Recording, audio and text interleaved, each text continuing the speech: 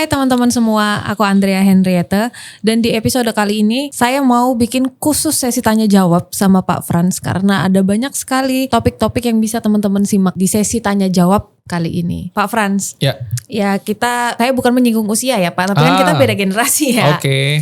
Belakangan ini banyak sekali ramai di media sosial katanya KUA itu gencar-gencarnya melakukan marketing. KUA melakukan marketing. Iya. Ya? Iya, jadi dia berusaha, walaupun ini terkesannya seperti ngejokes ya Pak, bercanda, tapi di situ tuh menunjukkan betapa sulitnya KUA itu menggait orang-orang untuk nikah. Oh, I see. Nah, jadi ada yang bilang, ini nih kalau nikah sekarang dapat duku 1 kilo, dapat rambutan, dapat apa? Oh, gitu, sampai gitu mereka. Iya Pak, tapi memang secara data pernikahan itu angkanya menurun drastis. Oke.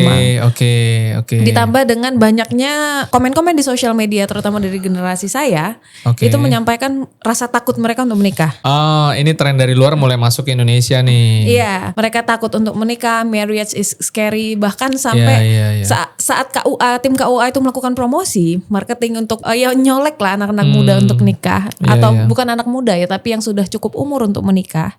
Itu bisa-bisanya ada yang mengeluarkan komentar seperti ini Pak. Gimana tuh? Kalau di kantor sebelah mah gak usah pakai marketing udah rame. Kantor sebelah yang dimaksud adalah pengadilan agama. Oh, oke. Ya, make sense. Ya, itu banyak sekali tuh dan memang secara data betul Pak. Angka pernikahan turun. Bahkan ada yang bilang lebih baik saya terlambat menikah daripada menikah dengan orang yang salah. Setelah kita ulik-ulik lagi, ternyata faktor utamanya itu selain masalah personal itu masalah ekonomi Pak. Masalah ekonomi. Ekonomi ya, betul. Itu pilar penting sih. Nah sementara saya lihat Pak Frans ini kan punya perjalanan karir yang sangat panjang. Sampai di titik ini punya bisnis properti ya Pak. Bisnis properti ini ramah gak sih Pak buat semua orang? Apa yang menarik dari bisnis keagenan properti ini? Mana tahu ini jawaban dari masalah yang disampaikan sama kaum-kaum Gen Z yang takut menikah. Bisnis itu ada yang kita sebutnya produsen, menghasilkan produk lah. Lalu ada juga yang jasa. Nah, bisnis, kalau kita bicara bisnis properti, itu memang bisa dilihat dari developer, berarti dia menyediakan produk. Bisa juga yang memang bisnis juga, tapi di areanya pemasarannya. Nah, kalau itu menyediakan jasa. Jadi, produsen dan penyedia jasa ini dua sudut pandang yang berbeda nih. Kalau teman-teman mau yang lebih mudah dalam tanda kutip, POV saya adalah menyediakan jasa tuh lebih mudah. Karena nggak bicara harus memproduksi sesuatu. Kalau kita bicara pemasaran properti, kita bisa memasarkan properti banyak. Bisa memasarkan propertinya si developer, bisa memasarkan properti yang secondary, NPL, lelang gitu ya. Nah kalau ditanya menariknya apa nih dari bisnis keagenan properti? Kita ngomongin lagi tren sekarang nih, padel ya. Saya sampai sekarang belum main loh. Sama, saya juga belum pernah. Saya bingung, hype banget sih gitu ya. Tapi anehnya, dalam radius gak nyampe 5 km, banyak banget loh. Baru muncul, udah kayak jamur. Gila, iya kan? Nah, dengan hype seperti itu, saya cuma mikir satu. Mereka nih segitu ramenya emang serame itukah? Maksudnya orang-orang yang datang yang main, karena sih nggak tahu, saya belum pernah main sampai sekarang. Tapi satu hal, padel bisa buka karena ada properti di situ. Itu baru satu strong point. Yang contoh yang lain deh simple. Balik lagi ke lingkungan saya nih. Yang saya perhatikan salah satu minimarket pesaing Alfamart dan Indomart lagi agresif buka tempat. Oh ya, sebenarnya saya tahu nih. Tahu lah yang warnanya hijau-hijau itu ya kan.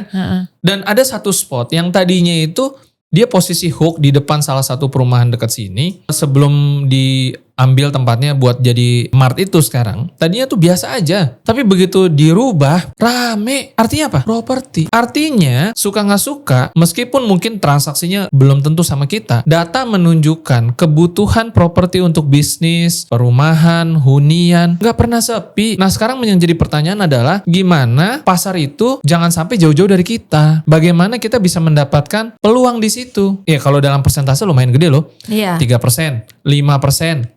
Belum lagi nilai-nilai jasa lain yang bisa dihargai sama customer yang ya kita bisa dapat ekstra lah kalau kita nilainya makin bagus. Karena penyedia jasa itu kan yang paling ditonjolkan dari penyedia jasa adalah nilai jasanya dia. Bisa nggak dia memberikan suatu nilai yang unik, yang profesional? Jadi ya dapat feedback dong, cashnya lebih banyak. Nah jadi kalau misalkan ditanya apa sih yang menarik dari bisnis keagenan properti? Ya itu tadi, fakta data menunjukkan kebutuhan akan properti itu tinggi sekali. Kalau misalkan teman-teman bilang, Pak, tapi 2025 pertumbuhan developer, pengembang yang jualan properti baru itu tergolong kurang baik. Ya itu kan satu sektor itu doang. Tapi realita di lapangannya, kalau kita ngomongin sekarang, Pak, emas nih kemarin lagi kencang sebelum kemarin turun. Berarti toko-toko emas lagi pada buka misalkan. Butuh properti dong. Nyimpan emasnya di mana? Di gudang. Butuh properti lagi. Iya. Selain itu tantangan di bisnis ini pasti ada dong, Pak. Pasti. Nah kira-kira apa tuh tantangannya? Nah kalau teman-teman udah mulai ngelihat peluangnya kan, saya mau buka kantor dong, buka PT ya kan. Kalau sekarang buka PT itu mah gampang. Ibaratnya kalau mau nikah mah gampang. Oke. Nikahnya doang gampang, betul gak? Iya. Ya kan, nikahnya doang gampang. Buka PT-nya mah gampang sama dong, Iya. ya kan? Nah tapi kan kalau bicara tentang tantangan, itu adalah setelah buka, setelah nikah kan gitu Iya. judulnya ya kan. Nah iya, jadi penyedia jasa, kalau kita bicara keagenan properti teman-teman, kita harus siap gini. Kita harus tahu nih spektrumnya. Oh, berarti sebelum saya tadi mau jualan, sewa, jual apa segala macam, saya harus punya listingannya dulu, ya kan? Dan saya nggak mungkin kerja sendiri sebagai seorang business owner. Buka PT satu hal. Nomor 2 adalah SDM. Ya mungkin punya tim support seperti administrasi, admin lah kita sebutnya admin ya kan, atau finance dan sebagainya. Dan yang utama adalah marketing. Ngumpulin marketing ini satu hal loh.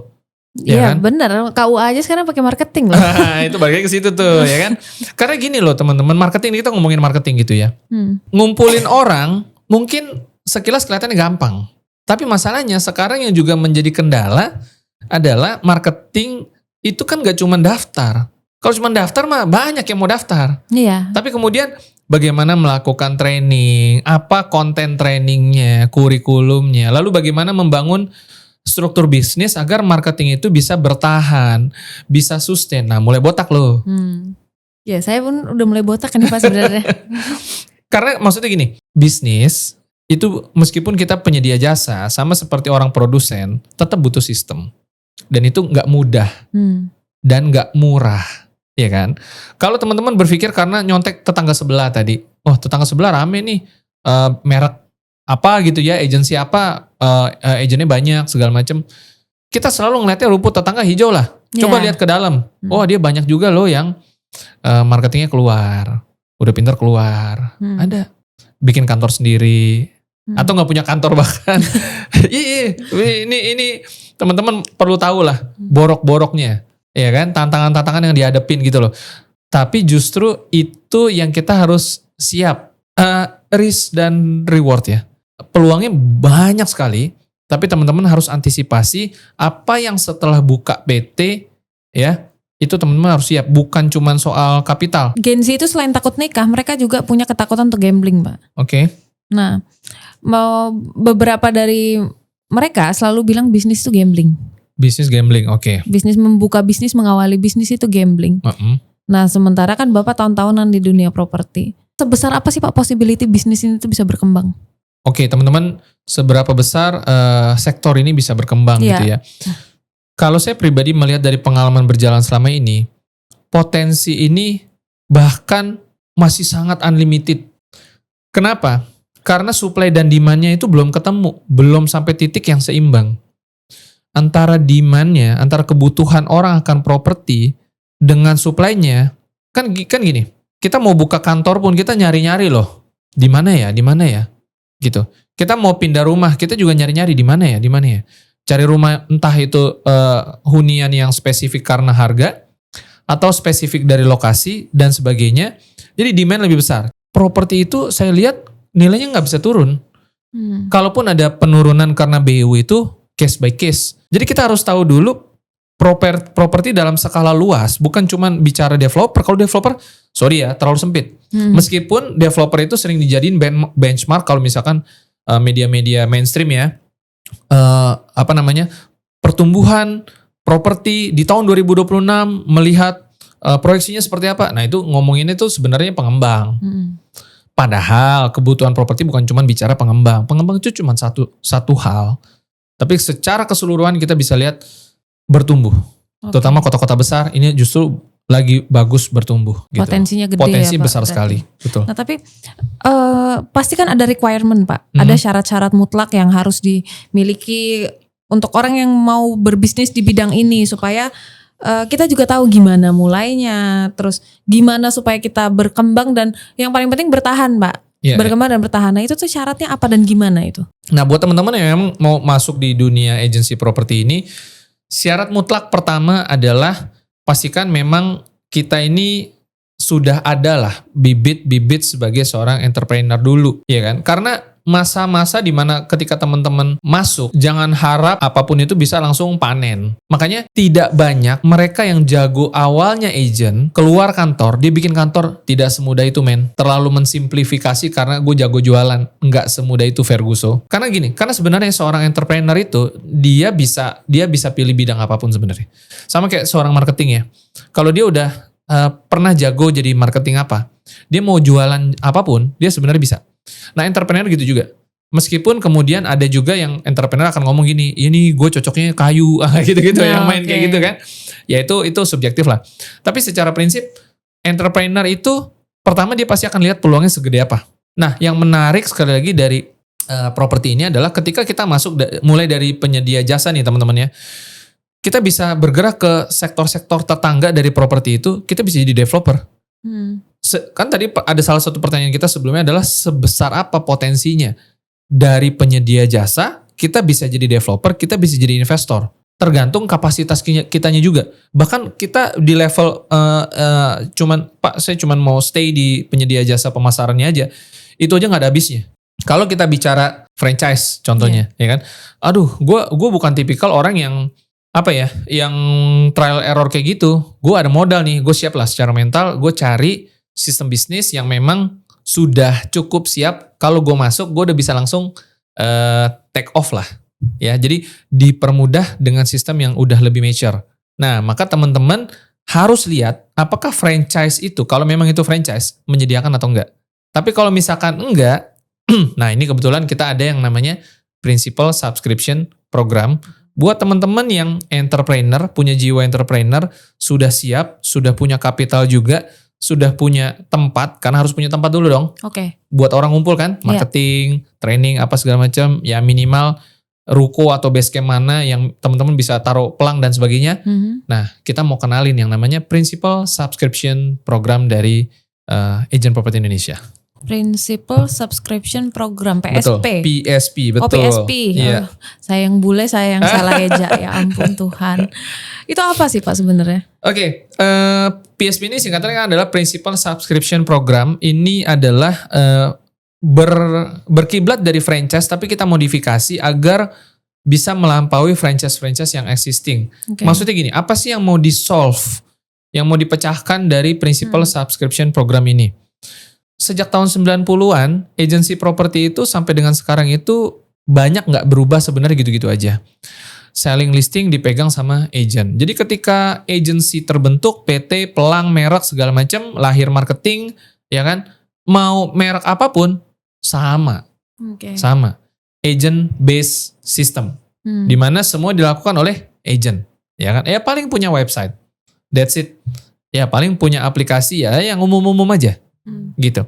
Tapi polanya selalu sama. Nah problematiknya adalah seorang principal ketika dia punya marketing yang sebelumnya mungkin kurang bisa, lalu kemudian mulai bisa sampai akhirnya mahir gitu ya. Boleh dicek teman-teman. Dia keluar dari kantor cukup banyak. Pak emang gak boleh keluar kantor? Boleh, itu hak Anda. Siapa yang larang juga? Betul. Tapi pertanyaan di level sistemnya adalah kenapa sih harus sampai keluar kantor? Kan itu pertanyaannya. Iya.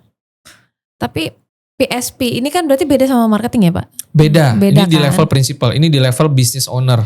business owner berarti, nah kira-kira siapa aja yang boleh join? Apakah teman-teman Gen Z yang takut menikah karena faktor karir dan ekonomi itu boleh join? Bisa kalau siap secara kapital, siap bahwa ini adalah seorang, teman-teman harus posisinya benar-benar saya seorang entrepreneur, saya seorang pebisnis, saya seorang pengusaha yang memang mau terjun ya. Kalau bisnis agency begini, 3 bulan pertama itu kalau misalkan sampai belum closing itu masih biasa. Okay. Nah rata-rata itu ada yang closing, ya ada juga yang bulan pertama, bulan kedua, tapi selalu prepare 3-4 bulan di awal pahitnya. Kenapa bisa kayak begitu? Bukan karena pasarnya jenuh, bukan. Yeah. Tapi karena kitanya butuh waktu buat adaptasi, belajar. Nah, tapi setelah itu statistiknya kita bisa mempersiapkan bahwa per 2 bulan closing. Ya kan? Tapi as principle kan kita harus mikirnya beda lagi. Apakah di awal-awal saya harus bisa jualan dulu juga dong, sambil nge-grab marketing, nah gitu loh. Jadi apakah ini tadi pertanyaannya, apakah ini buat agent yang mau lompat berubah jadi principal bisa, kalau udah siap, jangan dipaksain dirinya. Setiap orang beda-beda, ya kan. Buat yang belum pernah jadi agent, dia mau jadi principal, business owner, bisa nggak? Bisa banget. Harus bisa jualan nggak? Depend, tergantung Anda maunya gimana. Saya masuk PSP nih. Oke. Nah, saat saya join tuh saya dapat apa aja? Oke. Jadi PSP ini sistemnya adalah infrastruktur digital sebenarnya. Oke. Saya coba cerita dulu apa yang mau di-solve sama PSP ini ya. Tadi salah satunya adalah problematik agensi tradisional yang membuat si agent itu terlalu sering recycle. Gitu ya. Dan yang kedua adalah bagaimana si agensi itu seringkali berkompetisi nggak sehat dengan agensi lain. Karena root permasalahannya itu sama. Adu komisi. Ya. Betul. Karena buat saya pribadi, ini boleh debatable sama teman-teman gitu ya. Sistem yang berbasis agen secara full atau agent based system itu sangat rentan terhadap penyakit ini. Di multilevel dan di asuransi, virus ini membuat ketika seorang leader sangat jago sekali, dia pindah tempat, jaringan diangkut sama dia. Ya agak susah ya ternyata. Dan berat juga. Dan ini udah sejak lama terjadi. Oke, berarti itu yang mau di-solve sama PSP Itu yang mau di-solve sama PSP. Di agent property, dia nggak pindahin jaringan. Karena dia nggak bangun jaringan kan. Yeah. Tapi jaringannya itu diganti dengan relasi terhadap customer maupun network trust. Karena apa? Karena basisnya agent. Kan gue yang cari listing. Gue yang jago ngelisting. Gue yang jago nge-selling. Wajar nggak kalau kemudian agent berpikir, gue keluar aja dari kantor. Ya bisa. Saya tidak sedang memprovokasi. Saya sedang menyampaikan data-data di lapangan. Yang teman-teman agensi semuanya sudah alami, sedang alami. Saya nggak ngomong pun penyakit ini berjalan. Ya. Ya kan? Nah, kita mencoba men-solve itu dengan cara apa? Principal subscription program. Sistem kita membuat si agent ini punya pegangan, punya checkpoint, punya save point. Kalau orang main game udah jauh, udah level 10, kalau dia ngulang lagi dari nol, capek juga, males banget gitu kan. Dia harus bisa nge-save. Lewat apa? Lewat sistem. Jadi bayangin seorang prinsipal di mana marketingnya lewat sistem itu sudah tercover sedemikian rupa, kerjaan prinsipal lebih gampang nggak? Itu poinnya. Lebih gampang. Ditambah si prinsipal punya dashboard. Untuk ngapa? Untuk ngeliatin si marketingnya satu persatu, bagaimana key performance-nya si marketing. Sistem kita mengkonversi. Lewat apa? Lewat KPI system, di mana ketika dia mau closing, dia mau ngejar closing, lu tinggal ikutin vital sign yang udah kita buat. Dari aktivitas non-transaksi menuju aktivitas transaksi yang dirubah ke dalam poin. Dan si prinsipal sekali lagi dia bisa lihat, oh marketing A udah nyampe, udah berjalan sejauh 3 km nih. Ini analogi ya. Marketing B udah sejauh 10 km. Kenapa? Karena kita ada KPI system di dalam situ. Feel dari si marketing gimana? Dia jadi bisa mengukur progresnya dia. Yeah. Kalau tadinya, nih kita ngomong, agent, bulan ini belum closing. Gitu kan? Sambil mukanya yang gitu. Perengut-perengut. Nah, ya, belum, apalagi udah 2 bulan. 2 bulan nih belum closing. Nah, leadernya nanya dong, apa yang sudah kamu lakukan selama 2 bulan? Harus ditanya dulu. Kalau dia bisa jelasin. Kalau si prinsipal marketingnya cuma 1, ditungguin aja gitu.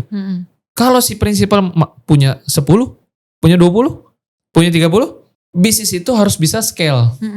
Ya kan? Yeah. Nah, makanya KPI system ini penting. Jadi si prinsipal, dia lihat, si marketing A 10 poin, marketing B 20 poin, Marketing C 50.